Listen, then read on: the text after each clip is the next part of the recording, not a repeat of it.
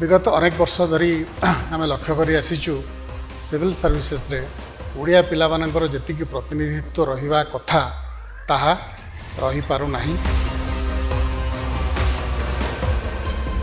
जो काम करिवार अछि केबे ना केबे ताको आज चिंता करिवा दरकार करिया पे एवं आज जोटा चिंता करिवार अछि सेटा एबेठु ही चिंता करिया पई प्रयास आरंभ करिवा दरकार।